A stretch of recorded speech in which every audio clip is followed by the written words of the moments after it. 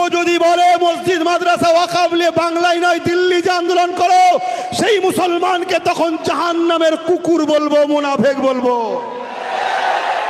তুই মুসলমান হয়ে কথা বললি কি করে? তুই একটা মুসলমান হয়ে বললি কি করে? তাহলে জানতে হবে তুই মুসলিম সেজে আছিস, তুই মুনাফিক, জাহান্নামের কুকুর। কষ্ট হচ্ছে যে হুজুরের ছেলে কুকুর কুকুর করছে কেন? হ্যাঁ, কোরআনে কুকুর কথা নেই? হ্যাঁ, সূরা কিতমিনে নেই? হ্যাঁ, এই সূরা কি বলে, কাফ, সূরা কাফে একটা ওলিদের মোহাব্বত করেছে, কিতমিন নামে একটা কুকুরের অখে আছে না নাই? হ্যাঁ, আছে না নাই? কষ্ট হচ্ছে, কিন্তু কোরআন তো তার থেকেও নিকৃষ্ট বলছে, বাল হুম আদাল, চতুষ্পদ জন্তুর থেকেও নিকৃষ্ট। কথা বুঝে আসছে তো? চতুষ্পদ জন্তু থেকে সব থেকে নিকৃষ্ট কি? কথা বলছে না? অনেকে আবার বলে ওইটা বললে নাকি উজু চলে যায়। তাহলে কোরআনে রয়েছে, কোরআন না পাক হয়ে যাবে তো? কথা শুনছেন না শোনেন নে ভাই? আমার কথা কি খারাপ লাগছে? তাহলে আমার লড়াইটা আপনাদের মাথায় ঢুকেছে। আমি একজন ইসলাম ধর্মের ধর্মগুরু ঘরের ছেলে, ধর্ম প্রচারক। হ্যাঁ, আমি একজন ভারতের নাগরিক। আমার আলেম উলামা ভাইরা রয়েছে, কারো ভালো লাগে ডান দিককে ভোট দেয়, কারো ভালো লাগে বাঁ দিককে ভোট দেয়, কেউ ওকে সাপোর্ট করে, কেউ তাকে সাপোর্ট করে, কিন্তু সাপোর্টের জায়গাটা আলাদা। কিন্তু আমার পরিচয় হলো আমি ইসলাম ধর্মের অনুসারী।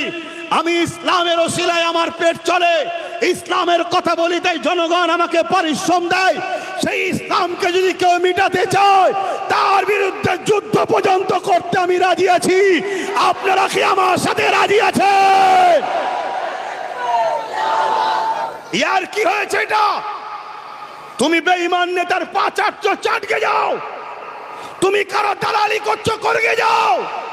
কিন্তু আল্লাহ তোমাকে পাওয়ার দিল, 75% মুসলমানের ভোট নিয়ে তুমি জিতলে, আর সেইখানে তুমি এক মুসলমান দাবি করে বলবে কি এই বাংলায় আন্দোলন নয়, দিল্লি চলে যাও, আন্দোলন করলে মারবো। শুনছেন না শোনেন নে? অমুসলিম বললে তাকে আমি জাহান্নামের কুকুর বলবো না, কেন? তাকে কথা বলে কোনো লাভ নাই, সে বুঝবেও না কথা।